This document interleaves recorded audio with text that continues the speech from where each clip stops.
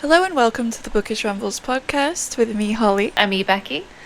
And it's the last episode of this season. We said last week, basically this episode is going to be us kind of looking back because we didn't start the podcast until this year. So even though it's the second season, we have done every episode of 2025. Like, it's not even the anniversary, I don't think, of when we started. So we're going to just talk about, like, our favourite episodes, the things that we've done, you know?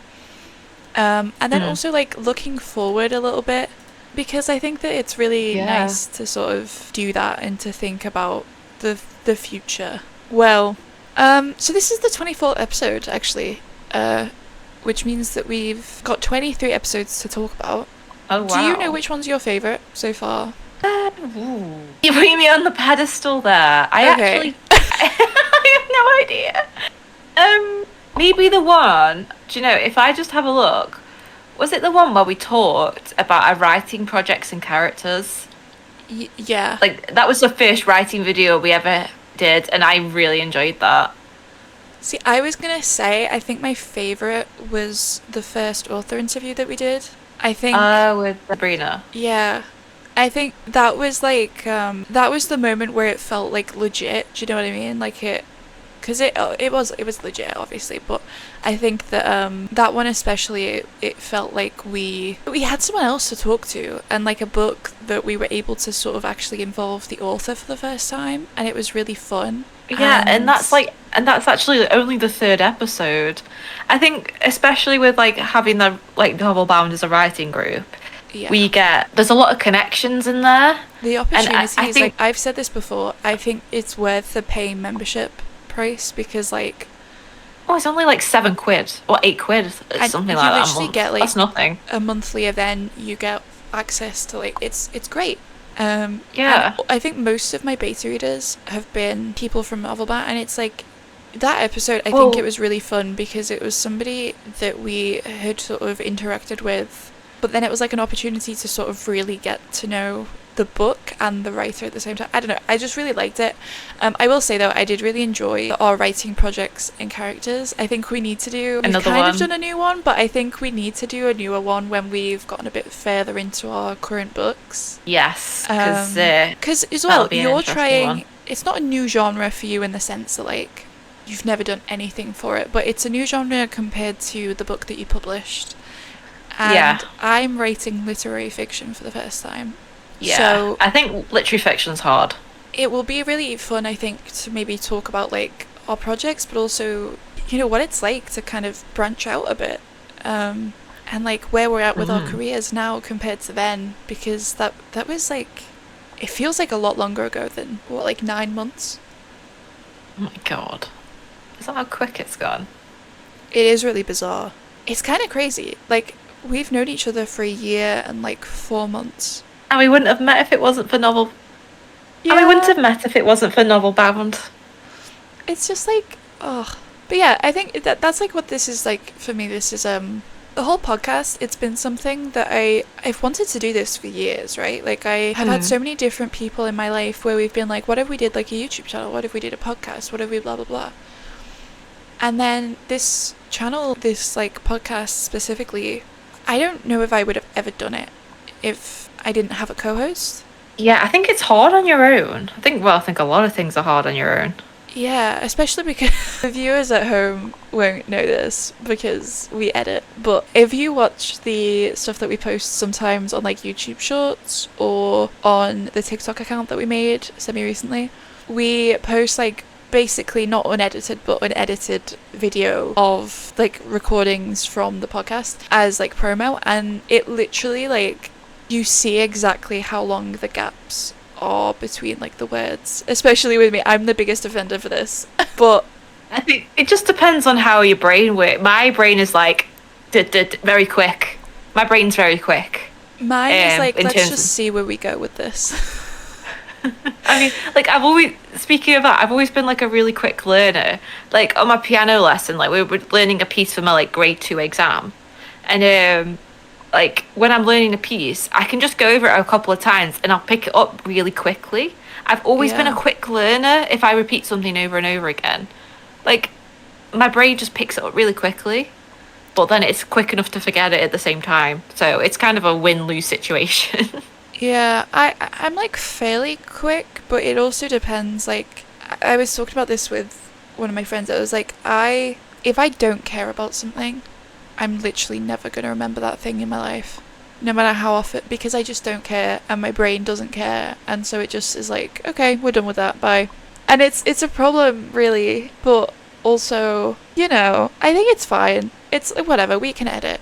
It's just, do you know what it is? I think if we did like a video, which we do plan on doing in the future, if you're a video podcast watcher, we eventually have plans to look into like getting cameras that can record like that for a long period of time. Yeah, like a webcam, but I cannot afford it at the moment, so let me get a new job first. I have seen there's a camera, it's like 500 quid, but apparently it's really good for like concerts and stuff as well.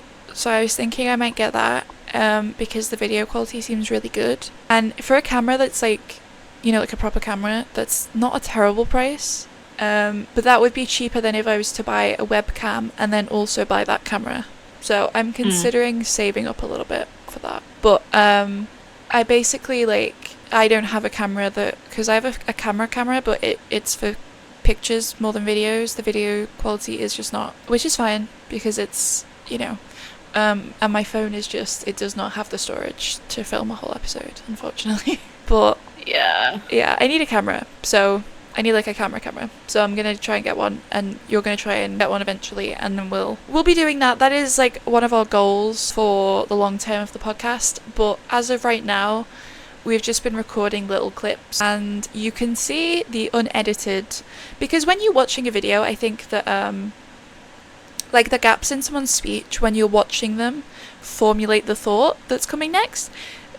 I like to gesture with my hands. I like to sometimes I pull faces in silence, and it's like that doesn't come across on a thing. Like I was just doing something with my hands, and like you can't see that, and so the silence feels longer because it's like, why is it quiet? But when you're watching the video, it's like if you watch my YouTube videos, not to plug my YouTube channel, but if you go watch my YouTube videos, you'll see that I tend to not edit my silences too much, because there's like stuff going on in those silences that it's not words, but it's like communication of what I'm feeling and the way I'm thinking and of the process I'm going through. And I think that if we were to do the podcast and not think out, as well as long term, we've also discussed like the idea of doing it together rather than just over. That's not currently possible, but something that I've been thinking about is that when I've got my living room done, for example, there is a chance that like we could set up some microphones downstairs and you could come over and we could just do the podcast downstairs with a camera. Oh yeah, because you only live an hour away from me. Yeah, like that's what's the good thing about it. Yeah, I literally, like as well. Hour, that's nothing. This is. Oh, do you want to talk about? I mentioned this last week as like a teaser thing for this week. The big thing that you're working on this year. Oh yeah, my second novel. Oh, the bookshop. Yeah. Completely unrelated. Yeah. So I have been drafting plans to open an indie bookshop, specifically aimed at like stocking indie authors. What my like little niche is, I'm thinking maybe like fantasy, romance, like romantasy, because just to be fair to romantasy people, and then anything else. But I think that is what I'm gonna stock for now. Or I might look at like artists, like webcomics as well. I just need to find my niche, I guess. Yeah. It's still in the plan stages, but I have come up with a name, and it's Daisy's Books. My middle name is Daisy. So yeah, so that's because I have already founded my own publisher. Yes. So ideally, the dream is, I was saying this to Josh actually while we were in Edinburgh, because I absolutely love Edinburgh. I was like, can you imagine a building? We've got the bookshop underneath and then the publisher on top. Yeah. Like, that is what I want. It would be really cute. And correct me if I'm wrong, but you were considering looking at Liverpool for... Yes, because like my hometown doesn't really have a lot of... And the market would be a little bit more complicated. Traffic. Yeah. Yes. But because the thing with Liverpool is that there are a few indie bookshops. I used to work for one that was like probably about 50 years old at this point, which is crazy. But they're like, there's only like one in actual like town, like the heart of town. And there's a few others, but most of them are like coffee shops, which happen to sell books, I think, more than... And there's like comic shops and stuff, but they're like the chains, you know, rather than like an indie. And I feel like, for example, if you go into HMV to buy a book, that's like something. But I think that if you were to open it here, I would, you know, you would be here a lot more often. So you could literally like pop over one day after work and we could just, you know, have dinner, record a podcast. But it'll be fun. And I think that there's something about... It's kind of like special, I think, when you've got, you know, the video, because you can actually, especially if we're in person together, it'll be a lot more snappy because we'll be able to work off of each other's faces and stuff. That sounds weird, exactly. But like at the moment it feels very much like if we were a musician, we would be the working from the garage kind rather than the like... We're the indie garage band. That's a great analogy. Literally. It's very on brand for my book right now. Yeah. I'm very deep in that at the moment. I think, let me just check the word count actually, because I've been logging my word count in my journal. Fully recommend, by the way, if anyone wants to start like a journal of their book. I fully like think that it's been really fun. I talked about this in my video, but I write like the date. I do a little before I write for the day. I do like some thoughts, how I'm feeling, what I think I'm gonna do. Then after I finish, I do a little, you know, a few sentences saying how that went, and then I put the word count. And that's my journal. I'm at 8,000 words, so I took yesterday off, and I'm really excited to write today. But yeah. But I just think that like, you know, it's fun to think about that, because that was like what we wanted right from the beginning, basically, was higher production value or whatever. I never know what to call it, like professionalism. Yeah, but then you don't want to lose that authenticity. Sorry. Authenticity. That didn't quite work, but we'll let it go. But it is, like, that I think was our big goal for this year, especially towards the end of the year, was that we wanted to, like, not take it more seriously, but we wanted to sort of try and improve it in as many ways as we could. So for me, that meant that, like, I was like, oh, I'll do a TikTok, because my personal TikTok, which I've also been working on really hard this year, I was at 540 followers by the end of last year. Whereas I was aiming for like 250 as what I thought was like an unrealistic goal. So the work there clearly was paying off, and I was like, well, I might as well try that with the podcast, because I feel like, you know, we're getting criminally few views. And I say criminally few, I feel like we have some really interesting discussions. I hate to blow my own horn, but I do think that, you know, we're trying. And we have a lot of things that we talk about, which, you know, we never come at it from a place of hate, so to speak, even if we don't like a book that much. But we try to think about it from a literary perspective, like a literary discussion. And I think that that's something that, you know, it's always nice to have, and also to combine that with the writing, because I think that, you know, my video on my YouTube channel that I did starting my new novel, I said that I wanted to show the book that I was reading every time that I did a video, you know, showing my writing process, because I think that the books that you read really do influence the way that you write at any given moment. And so I think it's really interesting to see that we read things like Jamaica Inn, for example, or I'm just gonna yawn, sorry. I tried to hold that back, but it wasn't working. But I think it's interesting to see, like, for example, the Bell Jar discussion as well. One of my favourite books. Obviously, that's going to influence the way that I write. Jamaica Inn, The Princess Knight, you know, we didn't love that as much, but it had some things that we did enjoy. And then talking about, like, our own books in comparison, I feel like you get, like, an idea of our influences, and it's really interesting. And so I have been doing that. Let me actually check how many the followers are right now. I think it's 30. I think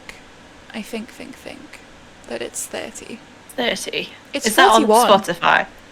It's 41 is it on TikTok. We have 30, I think, on YouTube. That's fine. Yeah, and then on Spotify we have gone up, although Spotify we actually have a lot less listeners. I thought that would have been like the main platform, but I suppose YouTube pushes people more, Yeah. which I've just noticed in general. But we have 11 on Spotify, which is 2 more than we had, so I'll take it. But basically, that was like one of the things I was like, I'm gonna start filming, you know, like during the podcast I'm gonna start filming, and I'm gonna post those things on TikTok, and I'm gonna post some of those things on YouTube as well, and I'm gonna I've been editing, so if the editing's really bad recently, that's me, sorry. But I have been trying, okay? I've been like, you know, I don't think I'm that great, to be honest. We've done that. We filmed an outro and we've been using that every episode. Mhm. What else did we do? We had like a whole list. Where did I have a list? Oh, it's here, I think. Is it? Is this might not be it. This is my violin notes, I think. I wrote it down somewhere, I'm pretty sure. But I was like, I think we should do this, I think we should do this, I think we should do blah blah blah blah. And you were like, yeah, I agree. Let's do that. And I just think, you know, we've got like a plan to do, as I said, the video. We've got a plan to eventually do it in the actual same room. And we've got like plans in general just to, because I think a big problem right now is money. Like, we can't afford an editor, so we have to do it ourselves, and neither of us are very good at that.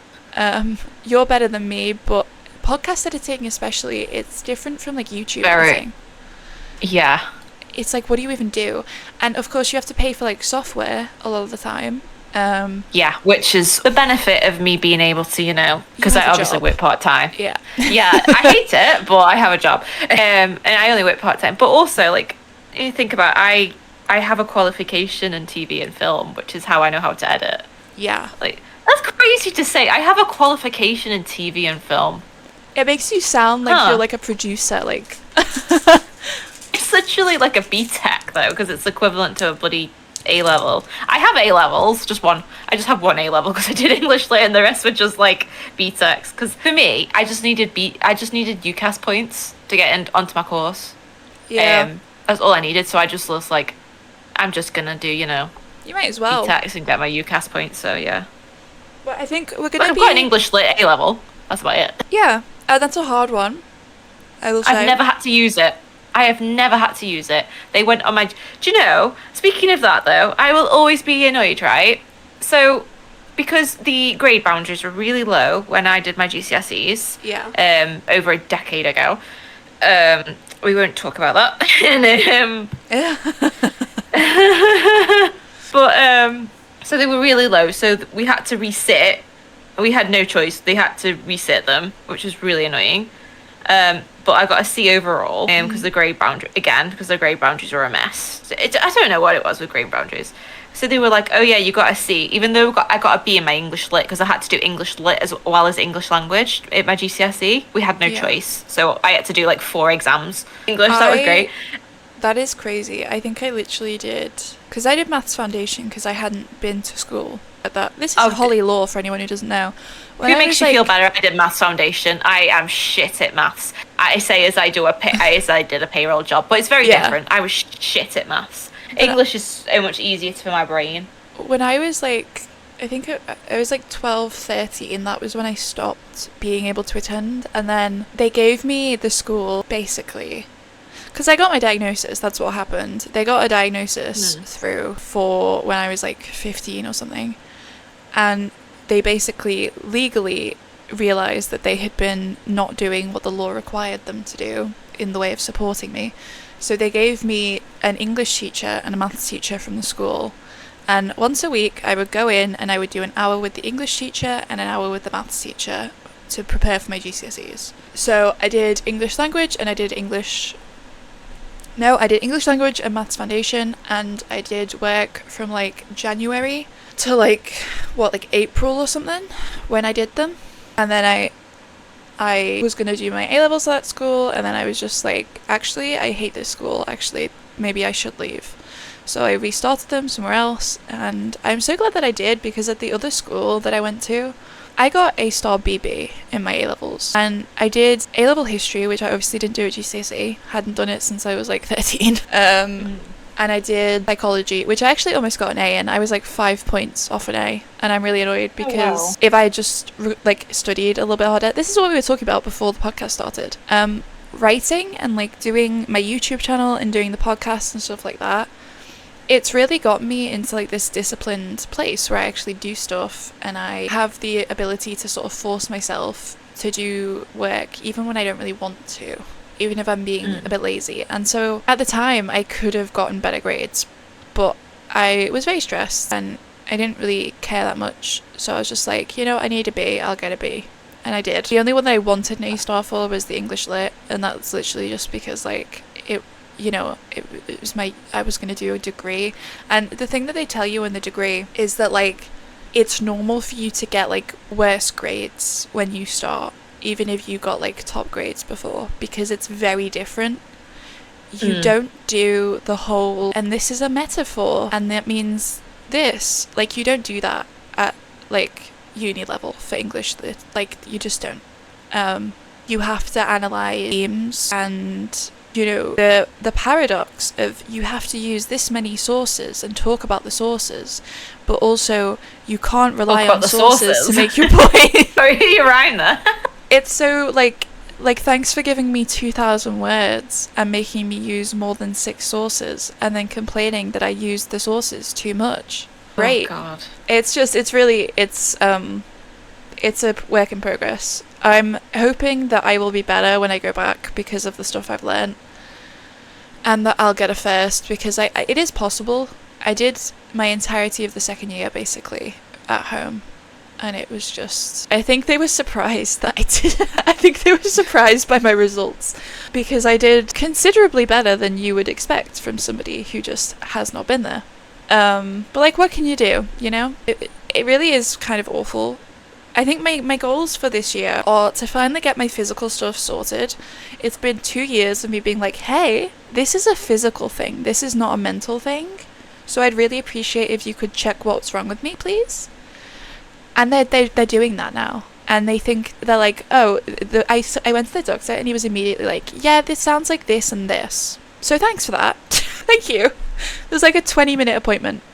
And I got like given a procedure and another appointment that I've got in like a week to help me with my diet and stuff. It's great. So that's my goal, because that will do so much. It'll mean that I can go out and like write in cafes and stuff, which I really want to do. I want to encourage myself to basically get rid of like the stage fright about writing in public. Yeah, well, I'm forgetting who will be coming along with you for that. Yeah, that's the other thing is, again, like, in order to be able to improve the podcast, I'm going to need to be able to, like, sit down with you in public. Like, I'm going to be able, because I want to obviously just, like, generally meet up with you and stuff, but also it would be so great because we could literally do, and do you know what I've seen that they do is really cool? You can stay overnight at Chester Zoo. Okay. And is it in those little hut things? Yeah, and you get like early access before everyone else to the zoo. Oh. I love the idea of that. And Chester Zoo, for anyone who's like against zoos, is one of the zoos that's like conservation based. I think most are, aren't they? Like most in the of UK them now. are, but I think especially in like America, where things are a bit more dodgy, people they get so up in arms about it, and it's like, okay, would you rather these animals go die? Oh yeah, well, I mean, I didn't watch Tiger King, but like, you can keep wild animals as pets, and it's just like that's insane. You have to like get them. You can't just take them from their natural habitat. I don't think. I think you have to get them like rescued.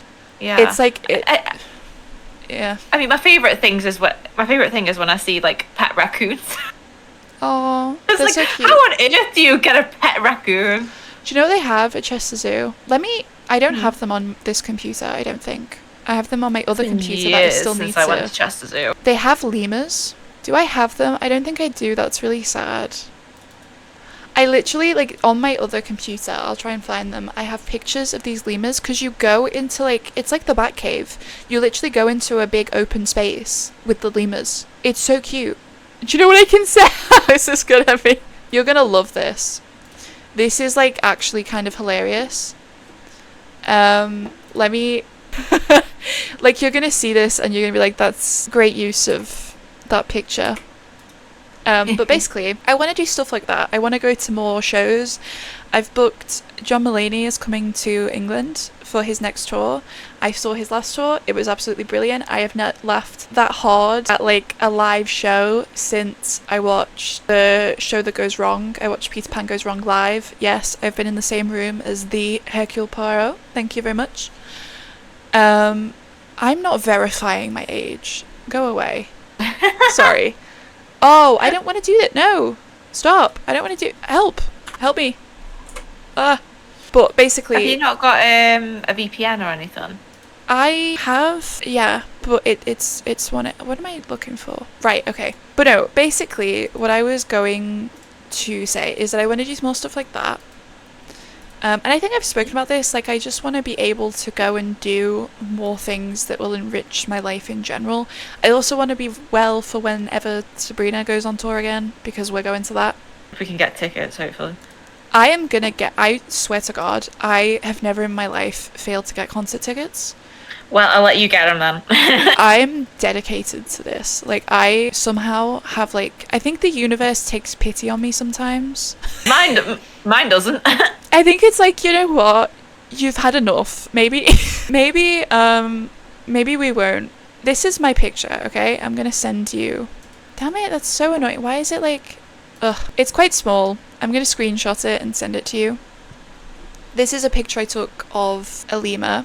But I want to do stuff like that. I want to be able to actually do stuff for the podcast and for my YouTube videos that's a little bit more interesting than, you know, just being like, hey, because I think it's fine, but I want diversity. So yeah, that's a picture I took of the lemur. Oh, it's a tiny little photo. It's a ringtail lemur. It really is very small, but yeah, they're so I know cute. my lemurs. Yeah, I know my lemurs. That is a ringtail lemur. I want to do stuff like that, and I want to do stuff like that in like, you know, like going out and doing stuff like that, because I think that it's really fun to film that for other people. And as well, this is just like a thing, I need a job, because the podcast, something that I've really loved is reading books on here. However, if I look at my shelf, I have 2 books that we're going to be talking about next season on the podcast. Maybe 3. We're not so sure about that 3rd one. Oh, I have 4 books. Possibly 3, pending. That's not that many, because we do 6, so I need at least 2 more. So that means that I'm going to be spending at least like 20 quid if I don't have the books that we happen to do. That costs money. Plus I'm like sort of slowly but surely renovating this house, because it's not decorated at all the way that I would decorate it. So I'm not going to be comfortable living here if it's the way that it is right now. The living room is actually like my biggest opponent, because it feels so off the vibe every single time. Oh no. It's really bad. The lights are going to be the first thing to go. I don't even care. I'll spend 80 quid on 2 lamps if it'll make them look better, because the lights in that room are like, I hate them so much. The paint for the walls will make a huge difference. I think it's been maybe like honestly 15 years since they've been painted. Like, we're talking like we need new carpet. I'm going to replace the carpet actually with like vinyl floor, so that it looks better. Like, I need a dining room table and stuff. Like, there's so much stuff that this house just doesn't have. And it's fine, but also it just, like, I'm not going to film downstairs right now because it is really ugly down there. So I'd like to be able to sit in the living room and feel comfortable and to sit and write at the coffee table, but I can't currently do that, is my point. And it sounds like, well, what a nice problem to have, you know, but also, especially at the minute, but I just think that like there's a lot of stuff that would make like the quality of life marginally better, and it's like the ability to sit downstairs in my own home and be like, yeah, this is nice, rather than being like, ugh, you know.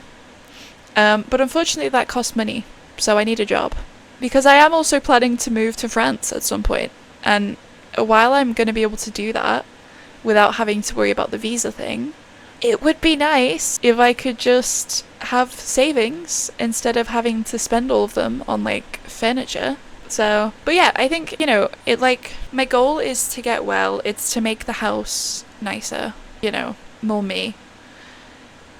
It's to try and, through both of those things, improve the podcast and my YouTube channel and blah, blah, blah. And I think next year we're going to have some really interesting conversations about some really interesting books. Mm-hmm. I've got a little teaser set up for next season for the TikTok. Oh. But like, honestly, I think we might be gone a while, guys. We have a little plan. So, you know. Oh gosh, it's a while. Like, how long is a while? Who knows? Well, it's however long it takes for us to record, like, 12 episodes. However long that takes. Because it's just me that's the problem. Yeah, but you're super busy, to be fair. Imagine how hard it's going to be when I actually have a job. Oh yeah, and then this is why you need to like get that bookshop open. Oh my god, what about having a recording bit like in the shop? You could have like a full-on sound booth. Be so cool. This is like the thing, like we have so many plans for, because as well, again, you're writing your current book, I'm writing my current book. It's like, okay, let's look back, right? Because we've looked forward. Yeah. I think it's been really cool, as I said, that we've had authors on here. I really like that. I think that we've had...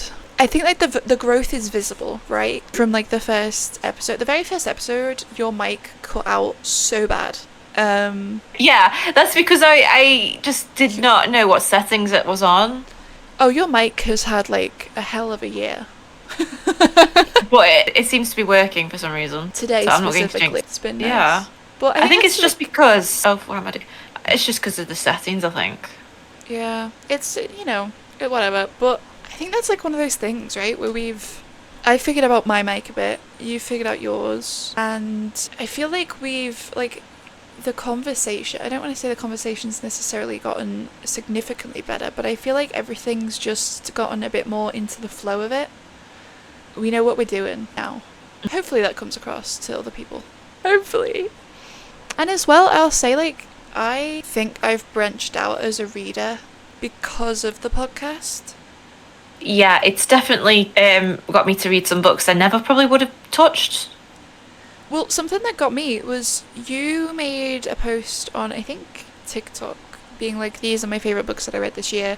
2 of them were from the podcast, basically. Yeah. I based that on how I felt about the books and not, like, from a structural standpoint. Yeah, because, like, Catabasis, I gave, like, 3.25. Like, it is generally... I think R.F. Kuang's great at, like, criticals, but sometimes his storytelling can fall a little bit flat. But I really enjoyed the premise of the novel. That's what I mean. Like, if I've enjoyed the premise and I've enjoyed it overall, you don't regret reading like, it. No, that's not a bad book at all. Yeah. But I did put my only 5-star on there, obviously. Yeah. All of the... Yeah, I counted it at like 6. On. Gosh. I think, and I'm saying that, I might, like, because the way that I do it, I've spoken about this before, I give things a 4, and then if I really, really like it, a year later... and it wasn't just like a recency bias thing, like I give it a 5. And I think that for me, so far there are some books and I'm like, that is absolutely going to be a 5. It's going to be a 5. So I had a really great year. I think a lot of the things that I read for the podcast, I read one of the books by an author who I have like every book by, but I have just fallen behind on reading them, which was nice. I read The Princess Knight, which... I already wanted to read, but I think it was nice to have a reason to actually get it read quickly. And especially because I didn't love it, I think that it was nice to be able to talk about that with somebody else. What else did we do? I know that this is like sounding stupid because like I did it, but what did we talk about? I'm actually looking at my shelf. That's the way that I'm doing this. I think I'm looking at the wrong side of my shelf. Jamaica Inn, you loved it. I have chosen to get rid of the book. And that's absolutely valid. I didn't love it, but also specifically, it doesn't match colour-wise my copy of Rebecca. So I was just like, there's no point in me keeping it. And I'm pretty good at like unhauling the books that I either am never going to read, that I bought like when I was a kid, or books that I just didn't enjoy that much. I obviously read... What the hell did we read? Like... Dr. Moreau, The Bell Jar, Jamaica Inn, The Princess Knight, In the Dark of the Night, by Melanie. Ever Since New York by Colleen. You read my book. Yes. Heartbeats on Air. Rebecca by Daphne du Maurier. Mexican Gothic. The London Leap by Samantha. We Are Not the Same by Sabrina. And Sunrise on the Reaping by Suzanne Collins. And The Lamb by Lucy Rose. I've got the list. I've got the list of the episodes up. I didn't just recite that from memory, okay? I've just got that myself. Yeah. Yeah, I think obviously I've read a lot of more. Sorry, I'm just trying to get my chair comfy. But I have read more romance because of this, which is, I think it's good to. I've said this before, right? And we've talked about like the reason why it's bad when people say, "Oh, I don't read classics." And it's not because you have to like reading classics. It's because you should be pushing yourself with the things that you read. I have read a few romance books in my life, most of them for this podcast. One of them is my all-time faves. Like, I absolutely loved it. But others I've really disliked. And I think that it's important to get that experience. I read Rebecca, which was a book that I had always kind of wanted to read, because it's like a classic, but I never really knew what to expect, and it gave us an excuse to read it. We read... Did we read something for the horror genre? No, I think we just discussed it. I mean, Mexican Gothic, I guess, but I don't think we read anything. I think we just discussed it. Sunrise on the Reaping, I will say, I was glad that I read it for this, because I think that that's one of those books that I rated it highly, but most of that is based off of, not necessarily a nostalgia, but like the way that I feel about the series as a whole. I will say, I devoured, people seem to forget, right? I've seen a lot of people online. When A Ballad of Songbirds and Snakes came out, it was not popular. People hated it. I bought it as soon as it came out. I was like, that's absolutely gorgeous. The cover that I have, stunning, right? People did not like it. And people now look at it because the film's out and they're like, oh yeah, it was great. People didn't think that at the time, okay? I loved it at the time. I started reading it. I got like 90 pages in. I was like, I need to stop because there are 500 pages left of this book and I'm not going to want to put it down. And so the next day, I read the rest of it. That was how much I liked it. Okay, I think about it a lot. Seeing it get, you know, like the treatment of suddenly being loved when the film and stuff came out, like years later. On the one hand, I think that was really great because I didn't think that the hate was necessarily deserved. But also, it was really weird because everyone was like talking about Snow and how attractive he was. I was like, first of all, it's literally just like a conventionally attractive guy. It's not that special. Second of all, why are you missing the point? Like, the book is very clear. I haven't seen the film, by the way. I just didn't care to. But, like, the book was very clear to me that, like, the whole time you're supposed to not like this man. And I just, that drove me nuts. Also, The Lamb, another one that I was going to read, but that I probably wouldn't have necessarily read as quickly if we hadn't done an episode on it. I think a lot of these, like, we've been very lucky. But I think that, like, this podcast, it's really pushed me to read more and to actually get through books. And so I've bought a few because I didn't own all of them. But I also wanted to read a bunch of them anyway, so it encouraged me to not just buy them, but to actually read them. Not just put them on the shelf and then let them rot there. I think next year it'll be interesting because I've read all but 2 of the books on that temporary list. One of them might be swapped out. That's dependent on you, but it's fine. Whatever happens. I'll see how I feel. Yeah. If you hate it, that's fine. If you DNF it, we could still talk about it. I don't DNF books. That's true. Oh, you I poor never thing. DNF books. Yeah, this is it. But I've never... I think the only time I've ever had to DNF a book was Paradise Lost. I just couldn't with that. That is the only book I've ever DNF'd. Legitimately, I DNF'd like 10 books last year. Meanwhile, I'm just like, I'll just struggle through it.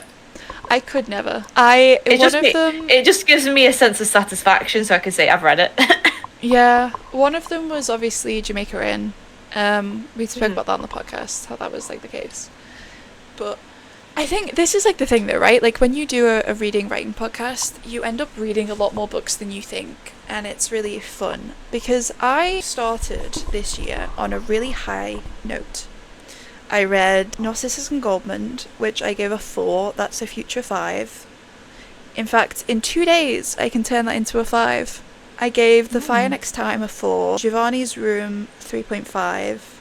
Then I read the Farseer trilogy, which I loved all of those books.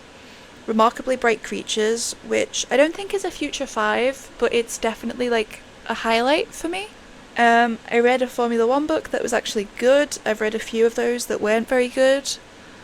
We Don't Talk About the Mercedes book.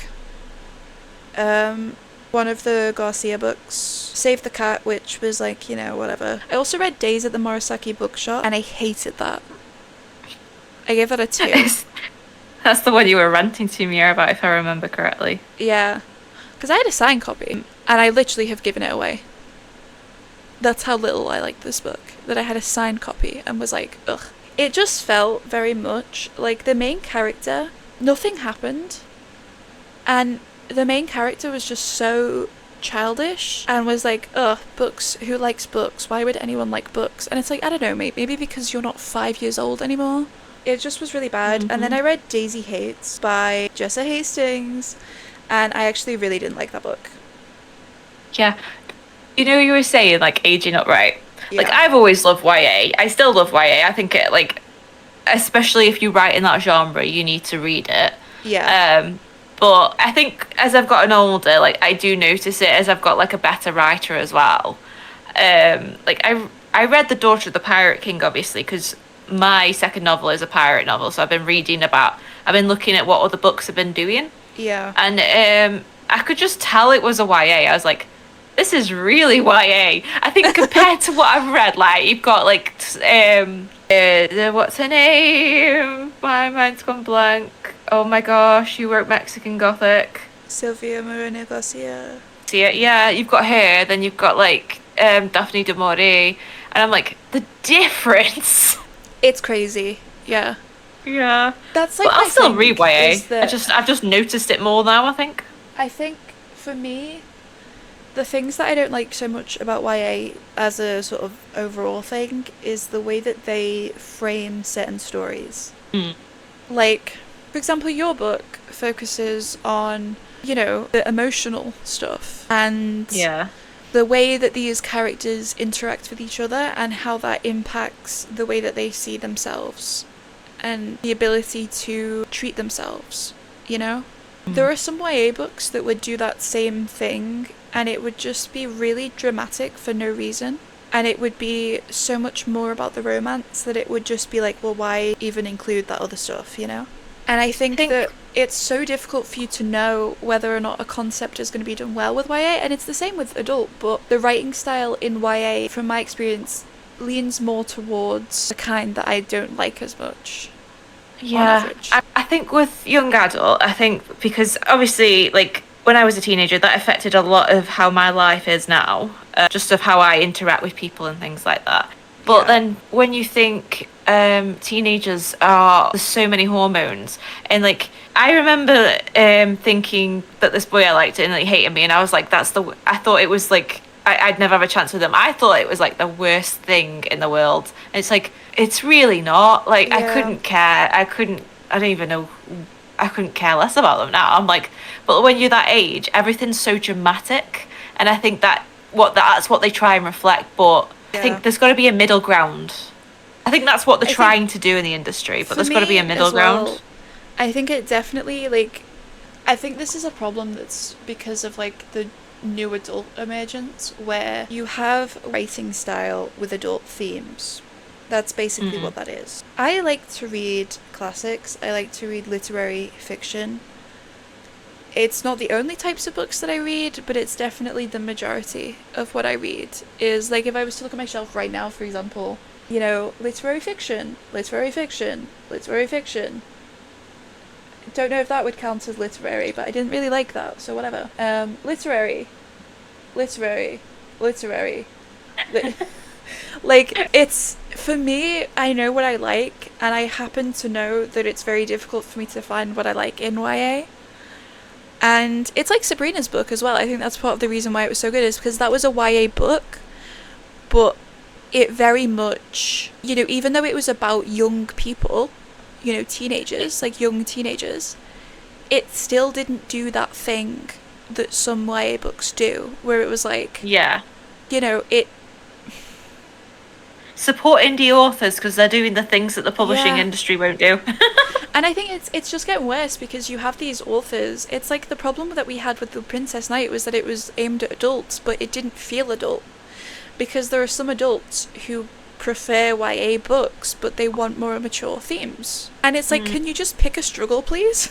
Yeah, which, like, that's what I mean. Like, I know my writing style. I mean, I would have to, like, really change my writing style if I wanted to do, like, a... doing new adult, but... It's definitely going to be new adult, but, well, the character's 22, so it's, like, it's in that middle ground. Yeah. But, like, we'll just see. Like, this is only the first draft. I can always, like, expand. Although, like, I think when I write fantasy, I go into more detail because I start getting lost in the world building a little bit. See, I feel like with this, I've been trying, as I said, literary fiction for the first time. Let me read a little bit, because I feel so weird about it. Like, there's no real way for me to... So, believe it or not, one of my favourite books is actually a literary fiction. Oh my god. I know, it's called Harmless Like You. It came out in 2016 by Rowan Hisuba-chan. It's actually her debut. I read this when I was 19. So, like, this book has been just, like, in my head. There are issues with it, mainly the secondary character, who is... So, there's two... The way it's written is, like... it's in third person for the main character called Yuki, and the secondary character, her son, is called Jay. It's about him trying to find his mother. Yuki is his mother. So, as someone who grew up quite isolated, her parents want to go back to Japan in 1968, but she decides to stay behind at the age of 16. And so it just details her life, and it's actually a really depressing life. But, like, I love the writing style. Like, I've just gone to page 88, and, like, the first paragraph on this page. Even the boil of the main office had simmered down. There was no one to see her bite her lip when she saw the flower pot. It crouched right in the centre of her desk behind her nameplate.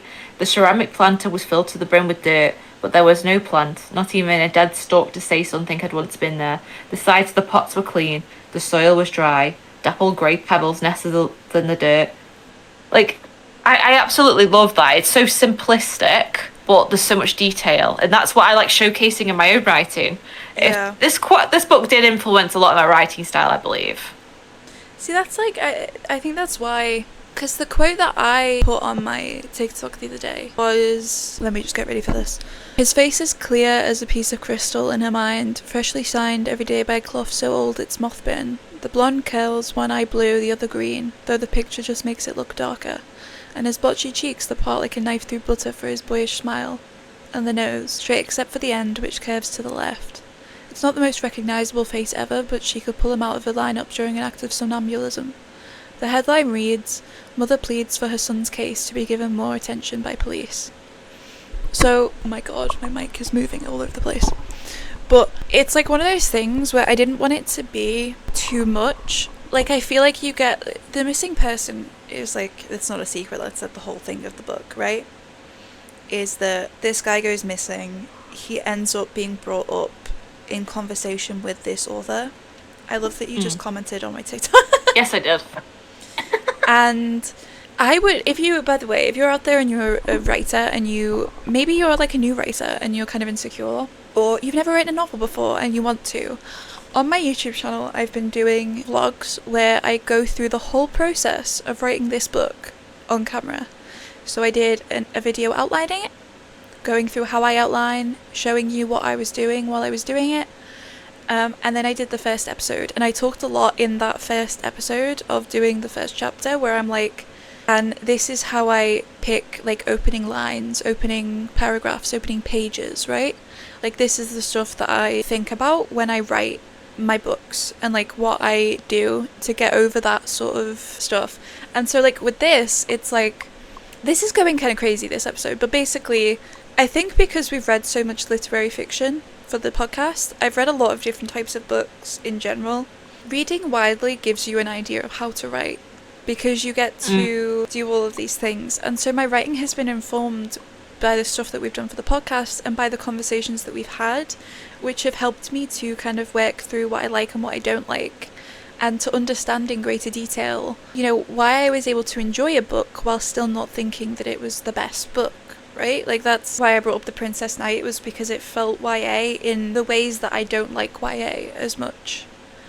And so in this, I'm trying to not be that person who uses too much purple prose.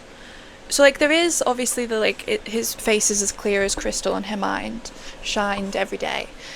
The reason why that's there is because it's supposed to make you, like, aware of the fact that, like, she thinks about this guy a lot, right? Like, this guy... You're echoing. Sorry. Oh, do you know what I've probably done? Is that better? Yeah, that's better. It was, like, just, like, 2. I was like, what? I'd nudged the echo button on my mic, which I still don't know why it's a thing, but whatever. But basically, I wanted to describe him, and, you know, I have used, again, like, a pot like a knife through butter, but that's, like, it's to give this image of him as being very youthful. And specifically this guy, it's not like, again, this isn't a spoiler, it's like literally like Act 2. He went missing 8 years ago. And he went missing and was last seen at a bar that she used to live nearby. Yeah, like out in the middle of nowhere, right? Like, it's rural California, basically surrounded by trees. And the whole story, I've done a thing that I'm not going to say what it is, but you're going to beta read for me when it's finished. If you remember at the time... I've got no choice. No, you have to. Handcuffing you to the book. Oh, God. Pay attention to what I call her. Okay. At every given moment that her name is explicitly mentioned. This sort of stuff, this is like, it's intentional, right? Like, I'm being very intentional about the characters and the way that they're portrayed. And also in this, the reason why it's his face is as clear as a piece of crystal, freshly shined every day by a cloth so old it's moth-bitten, is that you get the idea that she has known about this guy longer than he's been in the news, right? And then you learn about it, and, you know, you get the idea that she feels ill at the thought of this man, but why? And again, I'm not going to spoil it.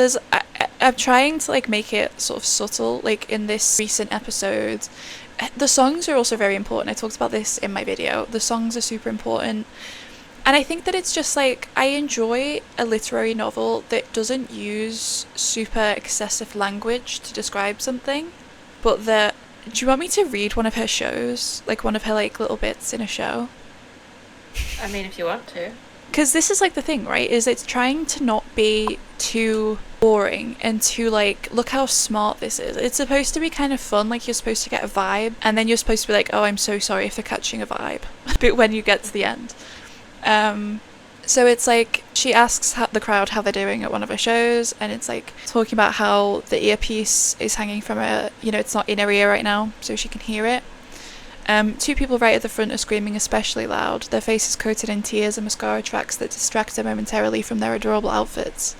You 2 look like you've really been through it tonight, she says, and the crowd laughs. Those outfits are so cute, I'm sorry for making you cry when you look so good. With so many people, she restrains herself and moves on. So it's like, it focuses on her and her experiences, and it doesn't just focus on this missing person and stuff. But it's got, like, peppered throughout her shows, it's got, you know, memories of when she would perform an early draft of a song. And she would perform the early draft of the song, just so happens, at the place where this guy went missing. Last scene, right? Like, it's stuff like that, and I think that it's hard to strike the balance between plot and everything else, but I just think that it's so much easier when you read good books that do that. I don't know, basically I think that we've grown a lot this year. Yes. The podcast has been fun to do, and I think we have a lot of good stuff planned for the next season, and you should be excited, because we've kind of locked in this year. We've decided to, like, really improve the way that we do it, and so we're doing that. Sorry if you didn't want that, sorry if you like the low budget stuff, but we are going to try and really knock it out of the park in the upcoming year. We're going to try and do that with our writing, and I think we've learnt a lot from this last year that we're going to take forwards to do that with, and a lot of that's thanks to you guys, really. If you're listening, thank you. It's been fun. Yeah. It's like we're still in Christmas mode, I think, a little bit. Sorry, I keep sniffing. No, I'm a mess this week, really. My back's gone through it this episode. Ugh. Yeah. So Get some foam rolling done. I really do need to do that. But we have like, actually, it's like an amazing lineup for next season, basically. Yeah.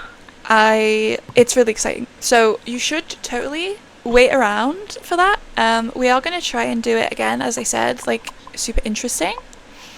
I don't know when this episode will go up. Hopefully it'll be 6 o'clock on Saturday. If you're watching it. If it's late, I'm so sorry. Brain not working. But yeah, we're going to be better next season than we were this season and last season. And we do have a few authors that we want to interview as well. And it's just going to be really fun. And we have a lot of writing stuff to talk about and a lot of progress to make.